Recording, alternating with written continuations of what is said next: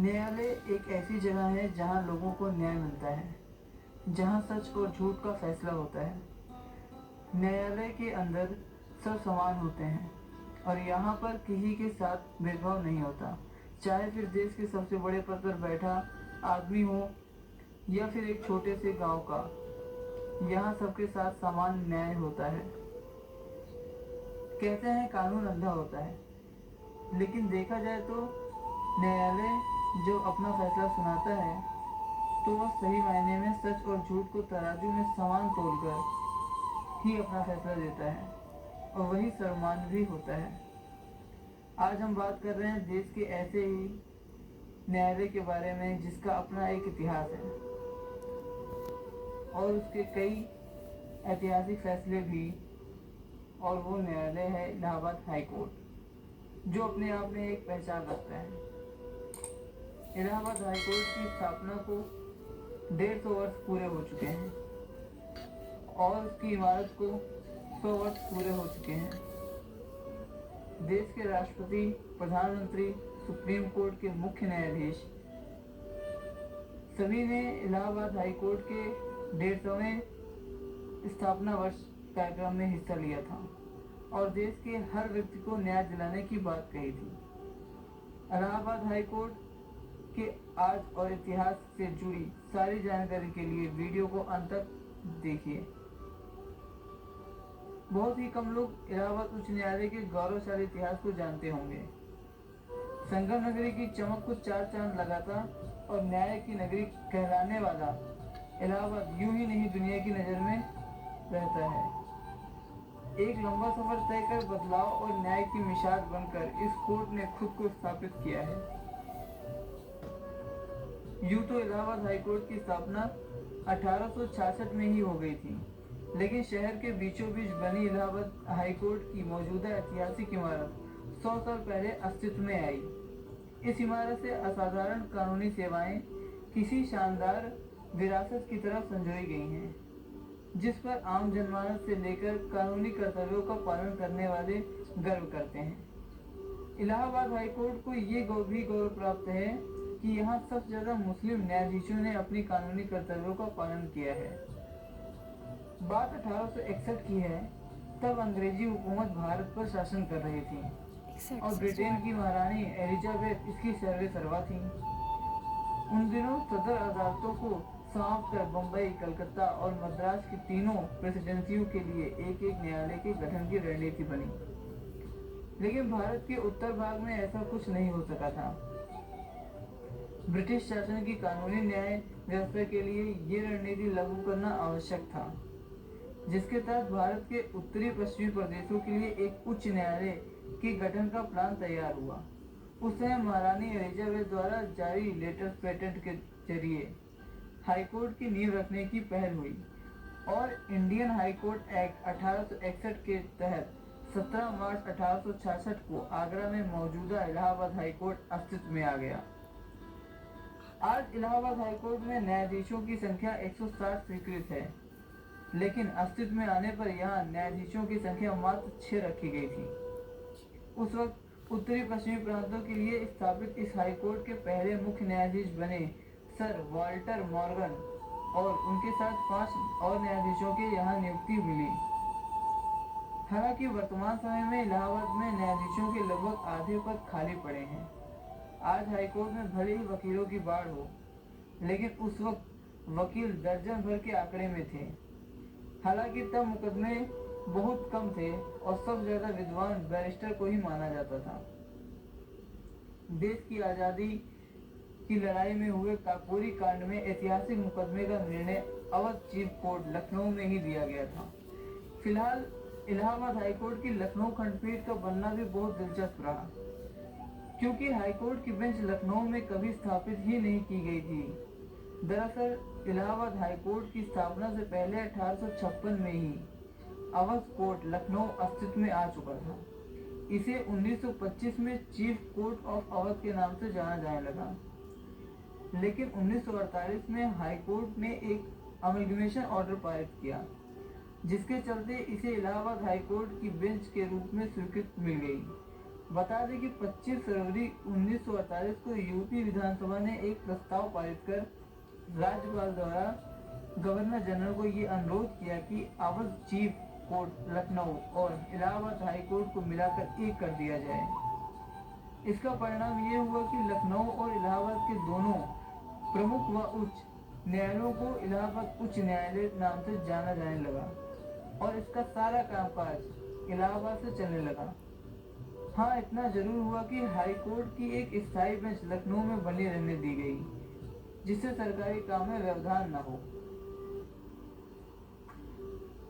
अभिलेखों में दर्ज आंकड़े बताते हैं कि अवध कोर्ट जुडिशियली कमिश्नर के अधीन थी और 12 जिलों के मामले यहाँ निस्तारित होते थे। आंकड़े ये भी बताते हैं कि 1916 में अवध चीफ कोर्ट की वर्तमान बिल्डिंग सिर्फ 15 लाख रुपए की लागत से बनी थी और 27 नवंबर 1916 से इस बिल्डिंग में कोर्ट बैठने लगी। बाद में 26 जुलाई 1948 से अवध चीफ कोर्ट भी इससे जुड़ गई और जैसा कि हमने आपको बताया कि यही chief court Allahabad high court की लखनऊ बेंच के तौर पर जाने जाने लगी। सन 1869 में हाई कोर्ट को आगरा से इलाहाबाद स्थानांतरित किया गया। यहाँ हाई कोर्ट की कोई खुद की इमारत तो थी नहीं, इसलिए 1916 तक राजस्व परिषद की बिल्डिंग में ही कोर्ट चलता रहा। 11 मार्च 1919 को पूरक लेटर्स पेटेंट के द्वारा इस हाई कोर्ट का नाम बदलकर इलाहाबाद उच्च न्यायालय High Court of Judicature at Allahabad रख दिया गया और इसके बाद से आज तक हम इसे इसी नाम से जानते हैं। न्यायालय में इलेक्ट्रॉनिक डिजिटल डिस्प्ले और वीडियो कॉन्फ्रेंसिंग की सुविधा भी उपलब्ध है। यहाँ की सुरक्षा व्यवस्था बहुत कड़ी रखी जाती है। इलाहाबाद उच्च न्यायालय परिसर में लगा पानी का फव्वारा लोगों को आकर्षित करता है और यहाँ की खूबसूरती बढ़ाता है।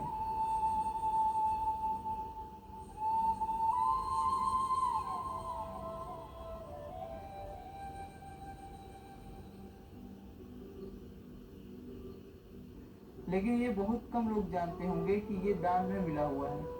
दरअसल वर्तमान इमारत का निर्माण आगरा लोहा मंडी के खान साहिब निजामुद्दीन ने कराया। इसके बाद उन्होंने फव्वारा दान स्वरूप प्रदान किया।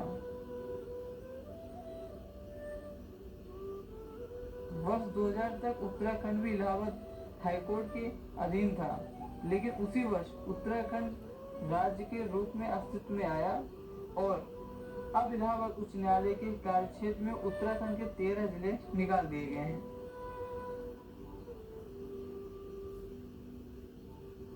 इलाहाबाद हाईकोर्ट के मुख्य न्यायाधीशों का भी सुनहरा इतिहास रहा है। इलाहाबाद उच्च न्यायालय की अपने स्थापना वर्ष 1866 में मुख्य न्यायाधीश वाटर मॉर्गन की नियुक्ति में से लेकर वर्तमान न्यायाधीश डीबी भोसले तक 46 न्यायविदों ने इस पद की गरिमा बढ़ाई और आम जनता को न्याय दिलाने में मदद की है। 1866 से 1871 तक सर वॉल्टर मॉर्गन हाईकोर्ट के पहले चीफ जस्टिस थे। 1947 से 1955 चीफ जस्टिस विधु भूषण मलिक आज़ादी के दौरान। 14 मई 1948 से जस्टिस शंभुनाथ सेठ आज़ादी के बाद पहली नियुक्ति हुई। 1955 से 1961 तक सर OH मूथम अंतिम ब्रिटिश जज थे। 1932 से 1937 तक chief justice sir Shah Mohammad Sulaiman. 1887 justice Syed Mahmood पहले भारतीय जज बने। इलाहाबाद हाईकोर्ट में भी जज घोड़े के बाल और नायलॉन से बना विग पहनते थे। जज सामने से खुला केप कॉलर और लूज स्लीव वाला लाल रंग का गाउन पहनते थे। इसके अंदर काला वेस्ट कोट और नी लेंथ ट्राउजर और लंबे मोजे पहनते थे, लेकिन अब इसे हटा दिया गया है। इलाहाबाद हाईकोर्ट द्वारा दिए गए कुछ ऐतिहासिक फैसले। पूर्व प्रधानमंत्री इंदिरा गांधी पर भी इलाहाबाद हाईकोर्ट ने कुछ ऐतिहासिक फैसला दिया है। आइए उस पर एक नजर। वर्ष 1971 में जब लोकसभा चुनाव में पूर्व प्रधानमंत्री इंदिरा गांधी को शानदार जीत हासिल हुई थी, वो रायबरेली से 1 लाख से ज्यादा वोटों से जीती थी, लेकिन उनसे चुनाव हारने वाले समाजवादी नेता राजनारायण ने चुनाव परिणाम को इलाहाबाद हाई कोर्ट में चुनौती दे डाली। उन्होंने आरोप लगाया था कि इंदिरा गांधी ने गलत तरीके अपनाते हुए सरकारी मदद लेकर चुनाव जीता है। इंदिरा गांधी को अदालत में पेश होना पड़ा। 12 जून 1971 को न्यायमूर्ति जगमोहन लाल सिन्हा ने ऐतिहासिक फैसला सुनाते हुए इंदिरा गांधी का चुनाव परिणाम निरस्त कर अगले 6 साल तक चुनाव लड़ने के लिए भी अयोग्य घोषित कर दिया था। रूल है। इलाहाबाद हाईकोर्ट ने जाति आधारित रैलियों पर रोक भी लगाई। जुलाई 11, 2013 को इलाहाबाद हाईकोर्ट ने अपने अहम फैसले में पूरे उत्तर प्रदेश में जातियों के आधार पर होने वाले राजनीतिक दलों की रैलियों पर रोक लगा दी थी। न्यायमूर्ति उमानाथ सिंह और न्यायमूर्ति महेंद्र दयाल की खंडपीठ ने केंद्र और राज्य सरकार समेत भारत निर्वाचन आयोग और 4 राजनीतिक दलों को नोटिस भी जारी की थी। इलाहाबाद हाईकोर्ट के ऐतिहासिक फैसलों में से कल्याण सिंह सरकार की बर्खास्तगी पर लगाई रोक भी एक अहम फैसला है। 23 फरवरी 1998 को यूपी के तत्कालीन राज्यपाल रमेश भंडारी ने कल्याण सिंह की सरकार को बर्खास्त करते हुए कांग्रेस नेता जगदम्बिका पाल को मुख्यमंत्री पद की शपथ दिला दी थी। और उस समय ये यूपी सियासत में भूचाल सा था। एक ही प्रदेश के 2 मुख्यमंत्री बन गए थे। उस दौरान इसके खिलाफ डॉक्टर नरेंद्र गौड़ ने इलाहाबाद हाईकोर्ट में याचिका दाखिल की, जिस पर सुनवाई करते हुए हाईकोर्ट के न्यायाधीश ने कल्याण सिंह की बर्खास्तगी पर रोक लगा दी थी। इलाहाबाद के ऐतिहासिक फैसलों में से 3 तलाक पर जो फैसला है वो भी एक है। तभी पिछले साल डिवाइड चंद्रचूड़ तभी यही थे। को असंवैधानिक करार देते हुए कहा था कि यह प्रथा मुस्लिम महिलाओं के अधिकारों के खिलाफ है। उच्च न्यायालय का यह भी मानना था कि कोई भी पर्सनल लॉ बोर्ड संविधान से ऊपर नहीं है। न्यायमूर्ति सुनील कुमार ने अपने फैसले में यहाँ तक कह डाला था कि इस्लामिक कानून 3 तलाक पर गलत व्याख्या कर रहा है। हालांकि इस फैसले को आगे जाकर उच्चतम न्यायालय में चुनौती दी गई। राम मंदिर मुद्दे पर फैसला इलाहाबाद हाईकोर्ट के ऐतिहासिक फैसलों में से एक है। इलाहाबाद उच्च न्यायालय ने 30 सितंबर 2010 को विवादित राम मंदिर मुद्दे पर ऐतिहासिक फैसला सुनाया था।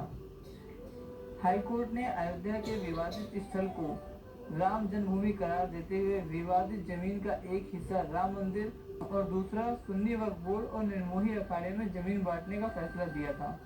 हालांकि इस हाईकोर्ट के फैसले को देश के सर्वोच्च न्यायालय में चुनौती दी गई थी।